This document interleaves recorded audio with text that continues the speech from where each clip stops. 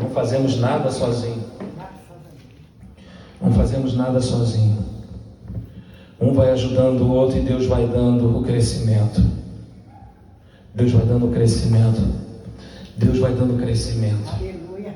Mas mediante que eu ajudo o irmão Zeca, o irmão Zeca ajuda a irmã Laíde, assim vai, cada um vai ajudando o outro e Deus vai dando o crescimento, e o reino de Deus vai crescendo, vai prosperando em nome de Jesus. Amém? Fortalecendo perante os inimigos. Amém, Jesus. Fortalecendo perante os inimigos. Irmãos, vocês estão cientes que nós estamos vivendo debaixo de uma batalha espiritual, uma guerra espiritual travada nas regiões celestes, e que o diabo veio para roubar, matar, destruir, paralisar aquilo que Deus colocou nas tuas mãos. O diabo e a sua ordem maligna veio para nos paralisar, veio para recuar, estagnar aquilo que Deus colocou nas nossas mãos. Pode ser qualquer coisa, irmãos. Pode ser um trabalho, pode ser um local que Deus nos colocou, pode ser a família, pode ser até mesmo na rua, em qualquer situação. Em qualquer situação. E eu gostaria de compartilhar uma passagem que ela é bem assim, bem pregada, bem falada, né, que fica no livro de Neemias. Neemias capítulo 6.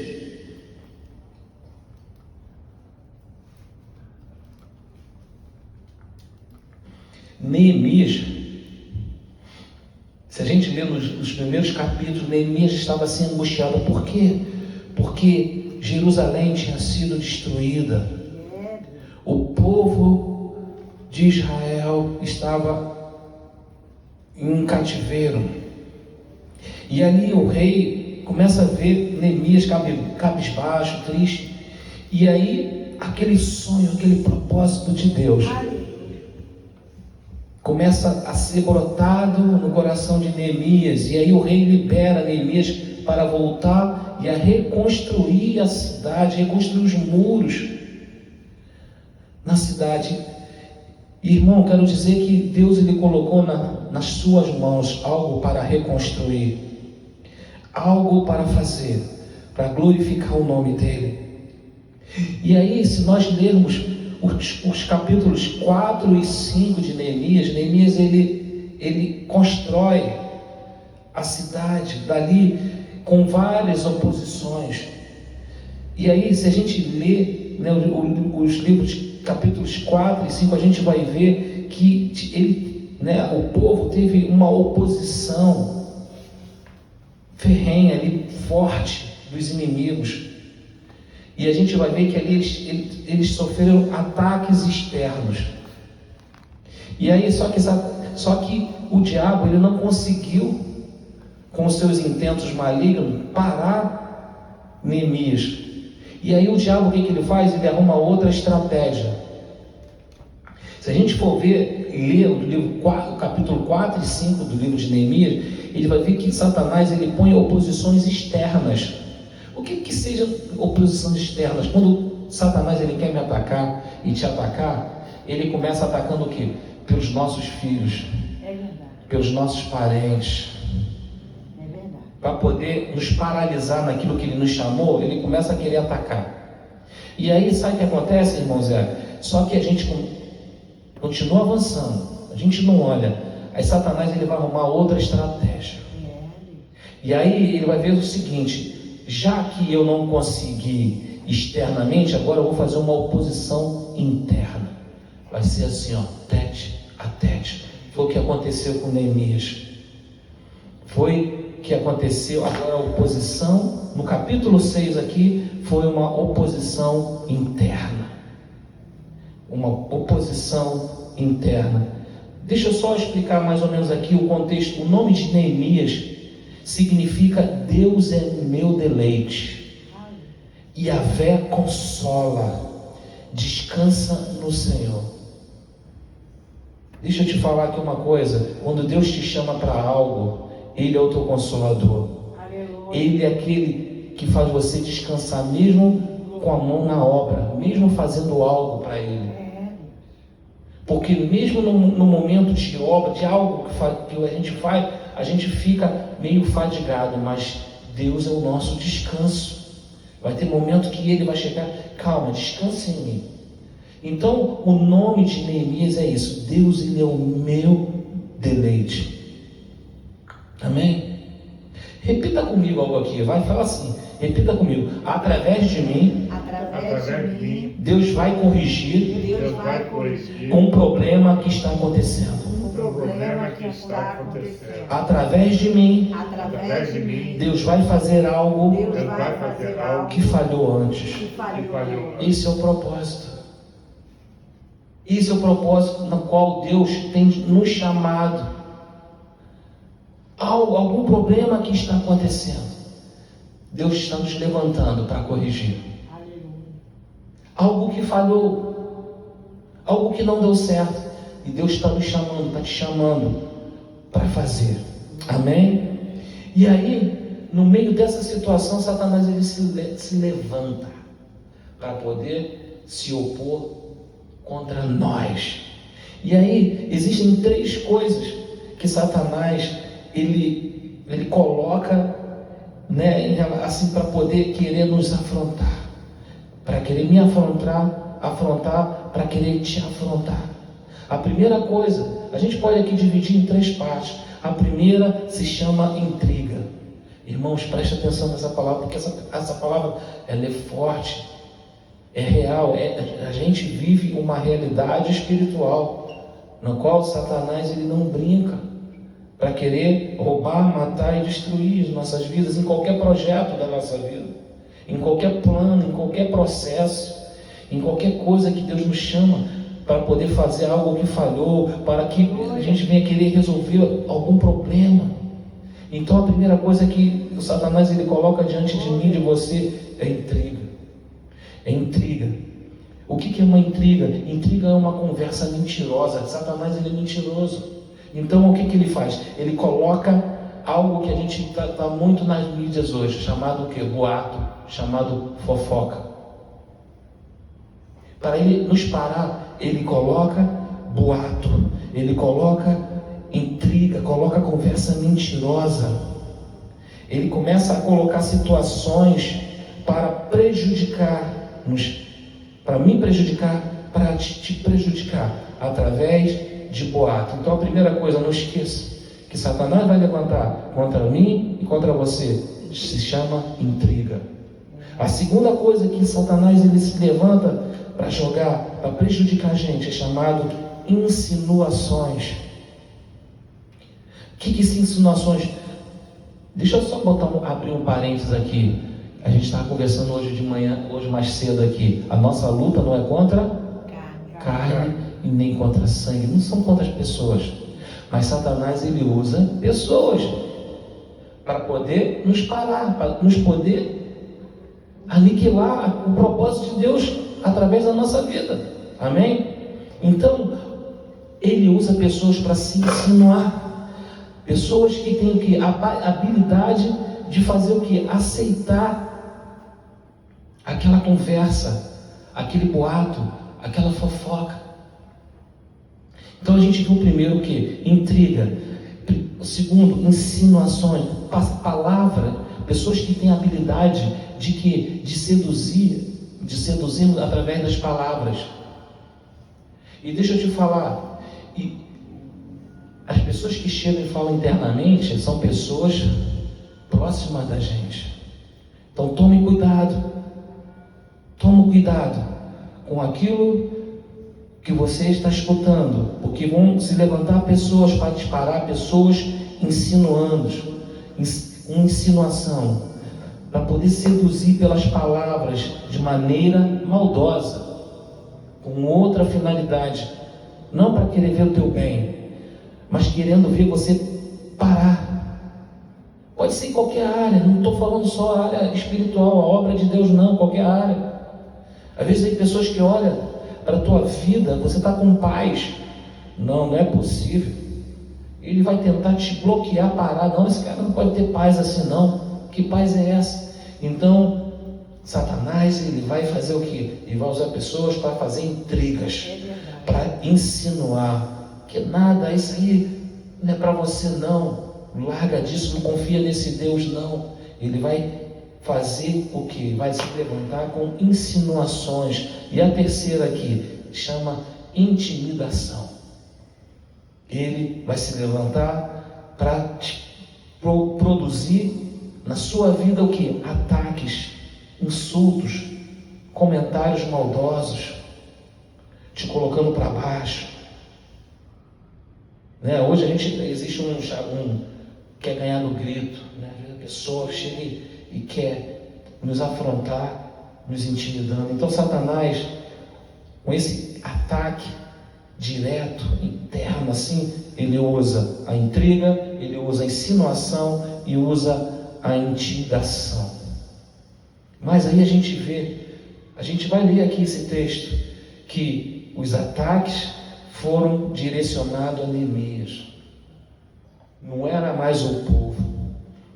Só que o desafio de Neemias, qual era o desafio de Neemias? Era enxergar a situação com clareza. A gente precisa, irmãos, eu sempre falo aqui, a gente precisa ter o discernimento, a visão espiritual. Neemias, ele viu a situação que a gente vai ler nesse texto aqui, que ele teve, esse era o maior desafio que nós temos que ter, assim como Neemias teve, enxergar essa situação dos ataques com clareza, com nitidez. Amém? Abre lá então, vamos ler. Versículo 1 do capítulo 6. Já está aí? Então vamos lá. Quando Sambalate, Tobias e Gesem, o arábio e o resto dos nossos inimigos souberam que eu já tinha edificado o muro e que nele já não havia brecha alguma, ainda que até este tempo não tinha posto o quê? As portas nos portais. Vamos devagar, olha aqui, isso aqui é a fala de Neemias. Neemias começa a falar, quando Sambalate, Tobias e Gesem. Sabe o que significa Sambalate? Sambalate significa o Deus lhe dá vida. Você acha que o diabo, para te destruir, ele vai vir o quê? Todo vermelhão lá com o tridente na mão? Não. Ele vai vir camuflado, disfarçado, vindo como um bom moço, como uma boa pessoa, uma boa conselheira, uma pessoa, né? Estamos falando, ele vai pintar assim, ele vai vir como uma pessoa. Por quê? Se vier como um inimigo seu, você, opa, sai fora. Mas ele vai vir o quê? Como aquele que lhe dá vida. É por isso que nós temos um desafio aqui, enxergar a situação com clareza, com discernimento. Então, o que acontece aqui? Satanás se levanta através de Sambalate, Tobias, de Gesem, o arábio e o resto dos nossos inimigos souberam. Olha aqui, Satanás, os inimigos sabem ao seu respeito. O mundo espiritual sabe o que acontece ao seu respeito. Desde quando você veio esse mundo, ele sabe das frustrações que você passou na vida, ele sabe das guerras que foi travada na sua vida, as derrotas que você teve na sua vida, as tentações que você tem, aquilo que foi ativado na sua vida de pecado. Satanás sabe a sua vida. Então, os inimigos aqui sabiam a respeito de quem? De Neemias. Ele já sabia. E aí, o que ele fala? Ele fala aqui que eu já tinha edificado um muro. Neemias já tinha, olha só, edificado uma parte. Só que a Bíblia fala que, e ele fala o seguinte, ó, que eu já tinha edificado um muro e que nele já não havia brecha alguma, ainda que até este tempo não tinha o quê? Posto as portas. Ora, o que adianta o muro, irmão aí, se o portão está aberto? Ou seja, existia uma barreira, existia uma blindagem, mas a gente estava falando hoje aqui cedo, às vezes as pessoas, elas se entregam, nós entregamos a nossa vida a Jesus e agora não tem mais nada, estamos blindados. Não, precisamos tapar as nossas brechas nos sentimentos, brechas nas nossas mentes. Às vezes nós entregamos a nossa vida, mas está cheio de orgulho aqui dentro, está cheio de medo aqui dentro. E essas brechas, essas portas, esses portões precisam ser fechados. Porque, sabe por quê? Senão vai ser tentação. Satanás, ele sempre vai, tentar fisgar, te chamar para fora, te chamar para você parar o propósito que ele está fazendo na tua vida. Então, quando ele fala aqui de edificar o muro, ele está falando que de barreira, de privacidade, de proteção, de segurança parcial. Então, só eu construir, só eu entregar a minha vida para Jesus, não é o suficiente. Eu tenho uma estrada a trilhar, um caminho de santidade, de bloqueio, de deixar o Senhor tratar na minha vida. Não é isso? Senhor, não nos deixe cair em tentação, mas livra-nos do mal. Nos livra, Senhor. Tapa todas as brechas. Nós precisamos. Senhor, vê em mim se há algum caminho mau. E que o salmista está falando ali, está mandando, Senhor, vai tampando, vai botando aqui as portas, os portões, para Satanás não entrar. Então, aqui Neemias, ele está, olha, eu já tinha edificado um muro e que nele já não havia brecha alguma, ainda que até este tempo não tinha posto as portas nos portais. Quando a gente aqui está falando de segurança completa. Os muros não são suficientes para lhe proteger. Não é isso? Satanás, ele fica de olho. Ele fica de olho nessas brechas que estão abertas na nossa vida. Nós lemos aqui hoje mais cedo que o Senhor, lá em João 1,7, o Senhor disse a Satanás: de onde você vem, Satanás? Satanás respondeu ao Senhor: de perambular, de rodear. Satanás, ele precisa de corpo. Satanás, ele precisa de pessoas para atuar com a sua malignidade, com a sua maldade. E se encontra a brecha, ele entra. Amém? Versículo 2, vamos lá. Sambalá e Gesem mandaram dizer-me: vem, encontremo-nos numa das aldeias da planície de Ono. Eles, porém, intentavam fazer-me mal. Olha aqui, Satanás com a sua lábia de sedução. Eu não falei aqui? Irmãos, preste atenção. Essa semana o diabo vai querer colocar situações e você vai entender essa palavra. Deus vai te dar discernimento. Opa, tem alguma coisa errada nessa fala. Cuidado, cuidado.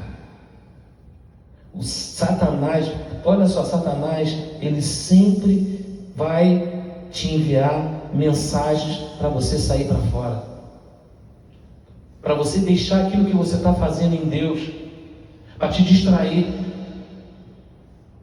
Ele vai fazer, ele vai sempre jogar coisa para você, vai enviar mensagem para te distrair, para fazer você, para quê? A fim de lhe confrontar.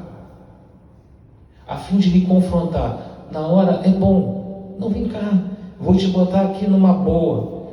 Quando você sair, largar aquilo que tu está fazendo em Deus e chegar lá, ele dá o bote. Então aqui, Sambalá e Gesem mandaram dizer a Neemias: vem, encontremos numa das aldeias da planície de Ono. Ono Essa planície, o lugar já fala, né? Vamos pensar aqui. Planície é um lugar plano. Então, um lugar plano, falando de guerra, é um lugar fácil de você atingir o inimigo. Amém? Outra coisa, do local de Jerusalém, aonde Neemias estava, para a planície de Ono, ficava, sabe quantos quilômetros? 32 quilômetros. Longe, né? Naquela época não tinha carro. Vamos falar a pé. Então, a planície de Ono era um lugar vulnerável. Era um lugar perigoso. É um lugar no qual você é visto. Era um lugar bonito. Porque a planície de Ono, aonde ficava o que? O vale de Saron. As rosas de Saron. Era um lugar florido, um lugar bonito. O diabo vai pegar, ele não vai te botar no inferno, num lugar que está cheio de fogo. Não. Para te seduzir, ele vai te colocar aparentemente no lugar bom. E aí, vamos lá, Neemias, vamos na planície de Ono, vamos conversar. Vamos conversar ali, naquele lugar bonito, florido. Dali dá para a gente, né, bater um papo, vamos tomar um café ali. Mas era um lugar vulnerável, é um lugar distante do lugar seguro. Cuidado. Quando eu estava meditando nessa palavra, eu lembrei da irmã Laide, quando ela falou da sobrinha. Não, vou ficar aqui, não é para estar lá não. Não era para estar lá não. Então a gente tem que tomar cuidado. Cuidado com as emoções. Não, eu vou lá mesmo que eu vou encarar de frente. Cuidado. Deus está mandando você ir. Então, cuidado. Tudo aquilo que faz desviar a tua atenção, fazer você parar do objetivo que Deus tem para a sua vida, do propósito que Deus tem para a sua vida, cuidado. Não saia. Não saia do lugar. Continua. Não vai até a planície de Ono.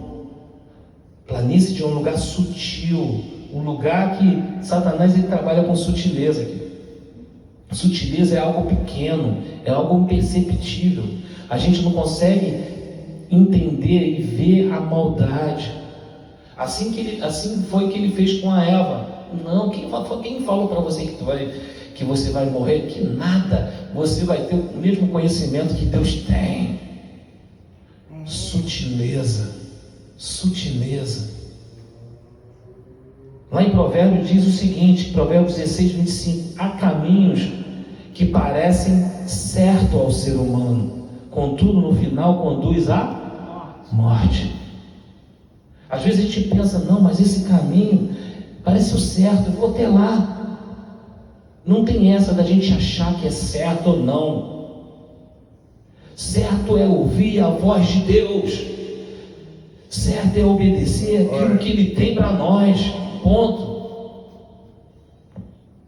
Hoje está muito aquilo, não tem nada a ver, deixa eu ali, e a gente já acerta tudo que tem que acertar e volto a fazer o que eu tenho que fazer. Não, cuidado, porque existem caminhos que parecem até certo no nosso olhar, no nosso entendimento, mas o final dele vai nos conduzir à morte.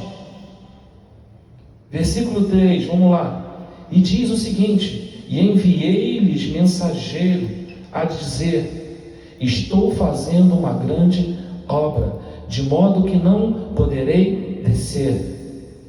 Por que cessaria esta obra, enquanto eu a deixasse e fosse ter convosco?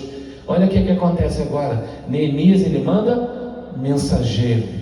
Deixa eu te falar, tem coisas aqui que Deus ele vai mandar a resposta lá através dos anjos dele. Você não tem que ir, não tem que confrontar nada. Oração, né? Ora. Você não vai chegar no seu filho e vai para... Não. Manda mensageiro. Senhor, manda teu mensageiro lá para falar com ele. Acabou. Manda o mensageiro. Deus ele vai enviar o seu mensageiro para resolver o problema lá. E você continuar naquilo que Deus te chamou. Deixa o Senhor ir à frente. Amém. Foi o que Neemias fez. Mandou, fala lá para ele lá, ó. Eu estou fazendo uma grande obra, não posso parar. Diabo, olha só, eu não posso parar. Não me distrai não. Deixa eu continuar aqui.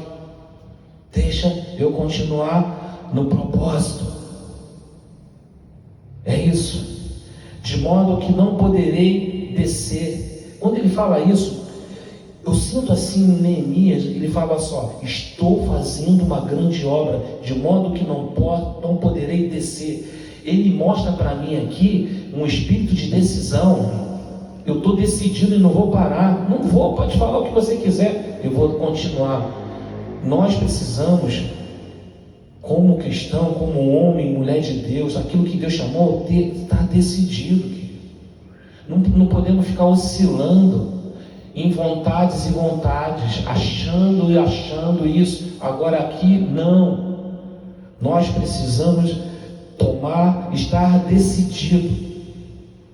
Porque cessaria esta obra, enquanto eu deixasse e fosse ter convosco.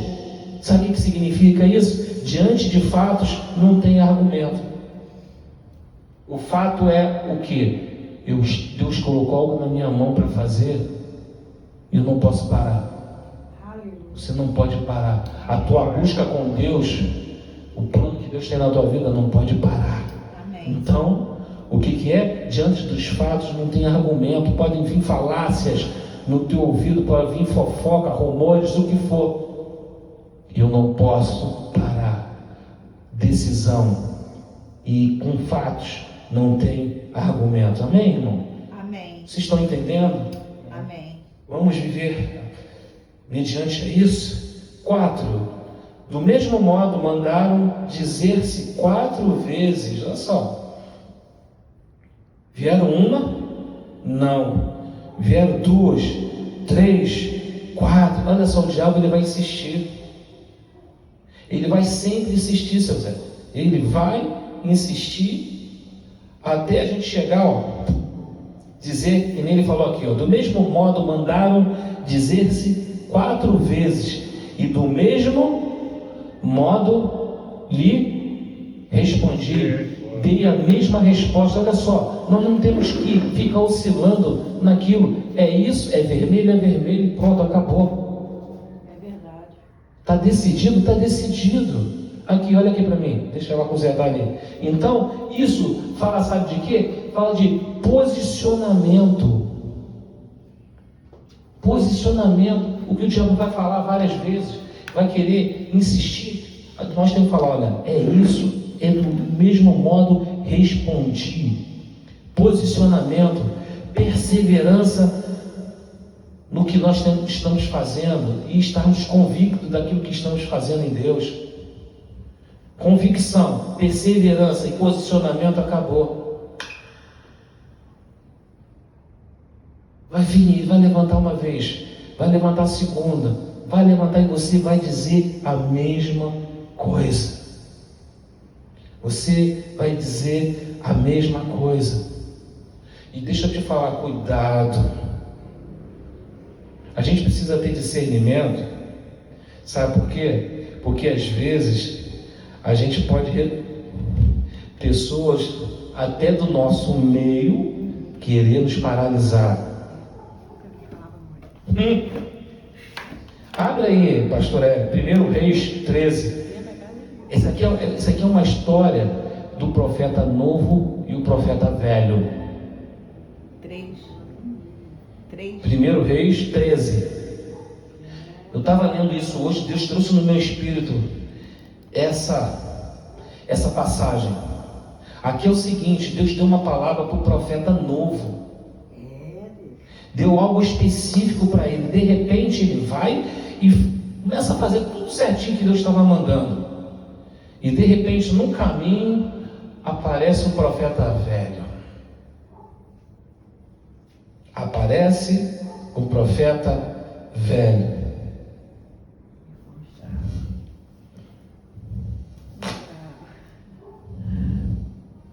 Vamos lá, vamos ler aqui rapidinho, que ele é grande. Ora, havia, a partir do versículo 11, Havia um certo profeta já idoso que morava em Betel. Seus filhos lhe contaram tudo o que o homem de Deus havia feito naquele dia e também o que ele dissera ao rei. O pai lhes perguntou: por qual caminho ele foi? Aqui ele está falando do profeta novo que tinha entrado numa cidade e ele estava falando para o pai: olha só, o profeta novo veio isso. E agora o pai estava falando para os filhos: olha, por qual caminho ele foi? E os seus filhos lhe mostraram por onde tinha ido o homem de Deus que viera de Judá.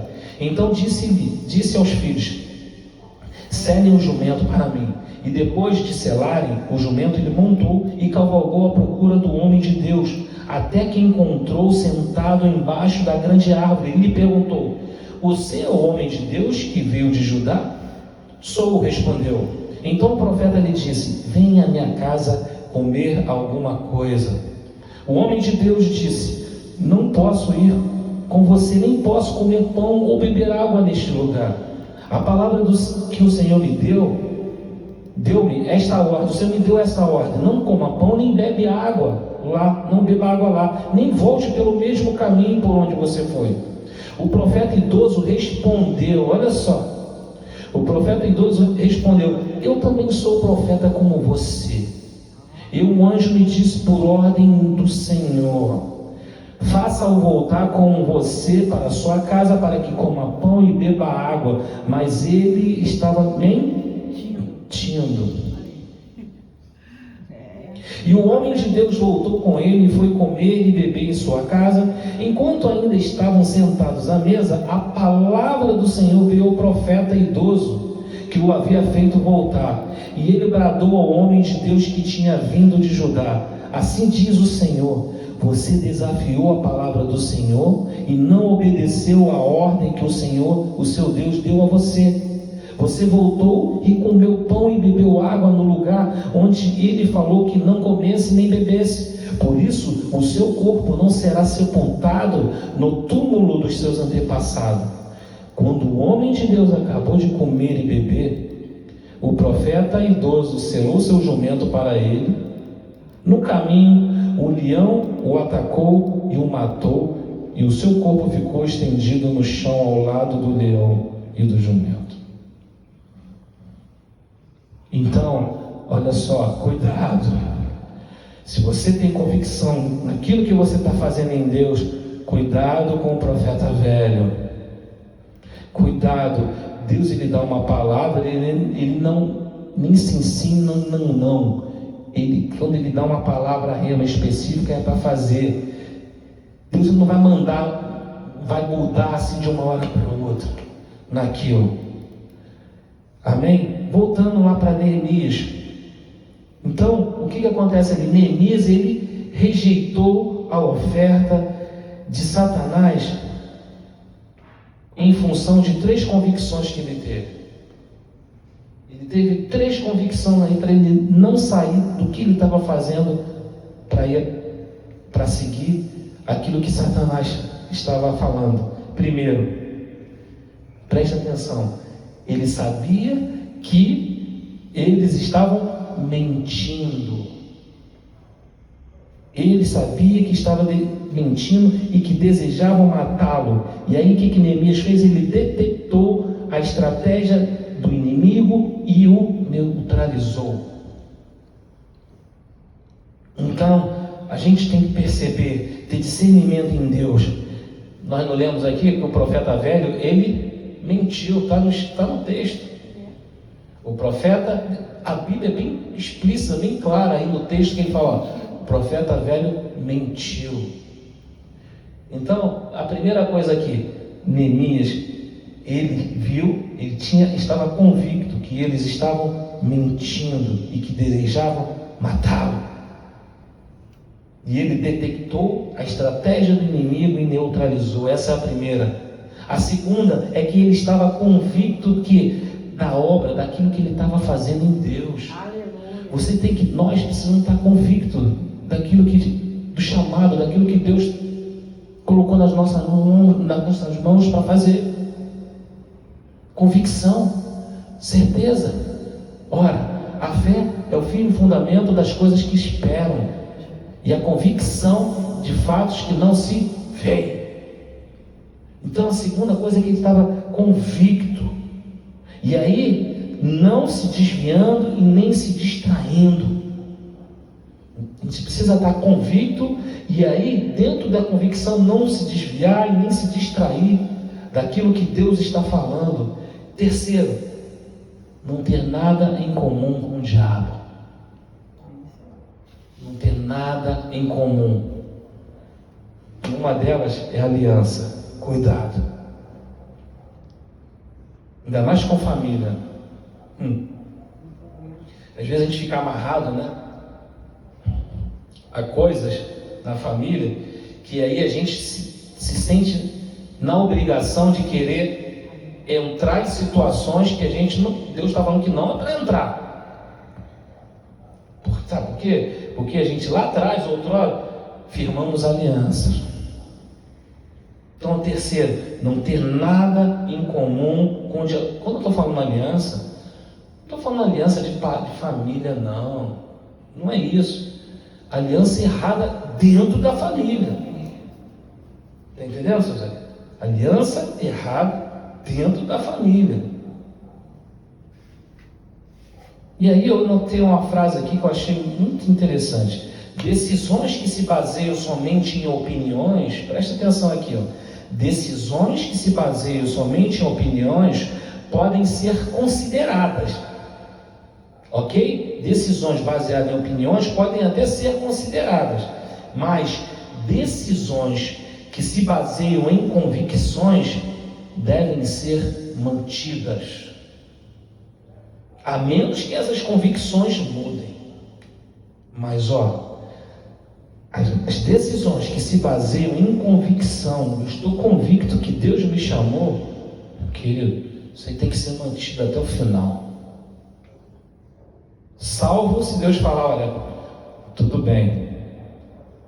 O que aconteceu com Paulo? Combati o bom combate, acabei a carreira. Se terminou aquilo ali, e Deus falar, agora eu vou te colocar em outro, e você tem a convicção de Deus que está te chamando, aí sim. Amém? E aí, por que eu não devo ir? Não foi aqui, a gente viu aqui que Satanás chamou Neemias, queria parar e levar para um lugar. Por que eu não devo ir lá nesse embate, nesse combate com Satanás? Primeiro, quando for confrontado pela tentação. Olha a tentação aí. Eu não encaixei uma coisa com outra não, seu Zeca, hoje. A palavra que hoje aqui já estava. Então, por que eu não devo ir? Por que você não deve ir lá combater o inimigo? Primeiro, por causa do que? Do confronto pela tentação. Segundo, quando me pede para comprometer a verdade ou a moralidade. Às vezes a gente vai em lugar e aí fazem propostas indecentes. Ok? Terceiro, quando um bem menor ameaça minar um bem maior. É forte, né? Primeiro, vai confrontar a tentação com aquilo que estou fora. Quando me pede para comprometer a verdade e a moralidade, também não vou. Quando um bem menor ameaça minar um bem maior que eu estou fazendo, sai fora. Amém? Vamos lá andar. 5. Então Sanbalate, ainda pela 5ª vez, me enviou o seu moço com uma carta aberta na mão. Olha só, na época, o que acontece? Neemias, ele tinha pego uma carta, entendeu, do rei, dando o quê? Dizendo que, não, Neemias, tu vai no meu nome, você vai fazer as coisas no meu nome. Então ele deu um documento. E aí agora Satanás, ele se levanta querendo fazer uma mentira, um registro. E essa carta aberta naquela época lá, era o quê? Era uma carta lida em público, que saía de Samaria até Jerusalém, lendo aquela carta. Olha o que Satanás agora ele faz. Ele começa a jogar as suas fichas pesadas para poder destruir. Eu falei aqui o que de fofoca, não é isso? Agora ele pega essa fofoca e começa a registrar. Ele pega ali de repente um arquivo morto daquilo que eu era, daquilo que nós éramos lá atrás, e começa a registrar. E aí, o que ele começa ali a falar?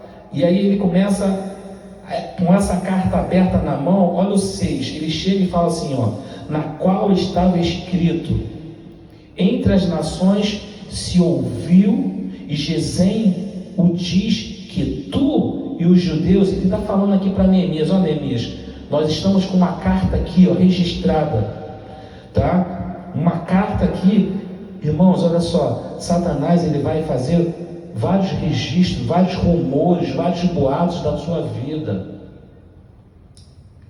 porque muitas pessoas, irmão Zeca, muitas pessoas, eles deixam até mesmo um cargo importante, eles deixam, se paralisam por boatos, por mentiras. Você sabia? A gente vê várias pessoas, o cara era dali, daqui a pouco apareceu uma coisa que você vai ver que aquilo depois era mentira, mas ele regrediu, retrocedeu, ele saiu fora, ele desistiu. Ele desistiu. Ele desistiu. Ou seja, Satanás ele já estava falando mentiras ali de Neemias. Agora ele começa a piorar a situação, ele começa a querer registrar uma fofoca. Como em todas as fofocas o dano já estava feito. Então ele começa ao que? Com aquilo, jogar mágoa para a pessoa que está ofendida, a pessoa que foi, a gente vai ver aqui, difamação. Satanás ele faz isso através do que? Ou seja, agora o sofrimento ele é inevitável para a vítima da fofoca. É assim que Satanás ele faz. Ele começa de um jeito, ele não consegue, e aí a única maneira de lidar, preste atenção nisso que eu vou falar aqui, a única maneira de nós lidarmos com o boato, com a fofoca, sabe o que é? É negá-lo de imediato. Foi o que Neemias fez. Foi o que Neemias fez. Vamos ler aqui o versículo 6. Então vamos ler o 5 e 6 para a gente ver. Então Sambalate, ainda pela quinta vez, me enviou o seu moço com uma carta na mão, uma carta aberta na mão, na qual estava escrito: entre as nações se ouviu, e Gesem o diz que tu e os judeus intentais revoltar-vos, e por isso tu estás edificando um muro, e segundo se diz, queres fazer-te rei deles. Olha só, a gente sabia que naquela época Jerusalém ela é escrava de quem? Do povo persa, do rei. Ele que deu permissão para Neemias construir. Então, o que ele estava fazendo aqui? Ele estava arrumando uma mentira para depois chegar até o rei lá da Pérsia e falar: olha só, Neemias está se revoltando contra você para se tornar rei lá e depois te dar o golpe, te derrubar. Então, olha o que Satanás ele faz. Olha o versículo 6. Na qual estava escrito: entre as nações se ouviu. Mentira. Então Satanás ele levanta sempre mentira. Então ele levantou mentira ali através de Gesem, que diz os judeus: tu e os judeus intentais revoltar-vos. Difamação. E por isso tu estás edificando o muro, e segundo se diz, queres fazer-te rei deles. Calúnia. Olha só, mentira, difamação e calúnia. O que é calúnia? É crime contra a honra. Quando eu levanto uma mentira, não é isso? Ou seja, a calúnia ela consiste em imputar ou atribuir falsamente a alguém um fato. Ok? E aí, eu coloquei algumas frases aqui que eu achei tremendo. Primeiro, Os fofoqueiros estão presentes em todas as organizações, sobrevoando como abutres à espera de bocados de maledicência para mastigar, engolir e depois regurgitar. Cara, isso é forte, né? Os fofoqueiros estão sempre presentes em todas as organizações, até dentro da igreja, sobrevoando que nem um abutre, à espera de bocados de maledicência para quê? Mastigar, engolir e depois vou botar para fora. Outra, alguém definiu a fofoca como aquela notícia que você precisa contar a outros o mais rápido possível antes de descobrir que não é verdade. Ok? Os cristãos, nós precisamos saber como lidar com essas falsas acusações. Nós precisamos saber como lidar com essas cartas maldosas que Satanás, às vezes ele puxa um arquivo morto, seu Zé, e joga, você fez aquilo outro. Você não é esse santinho que você pensa que é. Você não é a santinha que você pensa que é. Satanás, ele puxa registro lá do arquivo morto. A gente que é mais velho sabe o que é arquivo morto, né? Vai lá naquelas caixas e puxa, que já está até empoeirado. Não é isso? Amém? Do contrário, serão tão perturbados se nós não estivermos em Deus, nós seremos tão perturbados por essas armas demoníacas que perderemos de vista o que? Os nossos objetivos em Deus. E aí, sabe o que vai acontecer? Vai passando o tempo, a gente vai passar o tempo se defendendo, que acabaremos deixando de lado aquilo que Deus colocou na nossa mão, querendo bater. Por isso que nós temos que estar em Deus. E aí, fazer o quê? Fazer que nem Neemias falou. E aí, se cuidamos do nosso caráter, podemos confiar que Deus cuidará de nossa reputação. Se eu estou fazendo algo que é verdadeiro, acabou. É isso aí. É eu cuidar do meu caráter, é você cuidar do seu caráter em Deus. Se você está sendo verdadeiro, puro, honesto em Deus, acabou. Porque Deus, ele vai cuidar o quê? Da sua reputação. Amém? Versículo 7. E aí ele vem falando mais. Depois de que calúnia, mentira, difamação, ele vem falando, e que constituíste profeta para proclamarem a respeito de ti em Jerusalém, a rei em Judá. Ora, estas coisas chegarão aos ouvidos do rei. Agora a ameaça. Essas coisas, você está querendo ser rei? Você está querendo fazer isso? Ameaça. Vem, pois, agora e consultemos juntamente. E aí, ao versículo 8, a resposta de Neemias. Então, mandei-lhe dizer-lhe, de tudo o que dizes, coisa nenhuma sucedeu, mas tu mesmo faz o quê? Inventas. Deixa eu te falar aqui uma coisa. Nós precisamos ter o entendimento de quem é o nosso inimigo, de quem é o teu inimigo. Você precisa ter o entendimento de quem é o teu inimigo.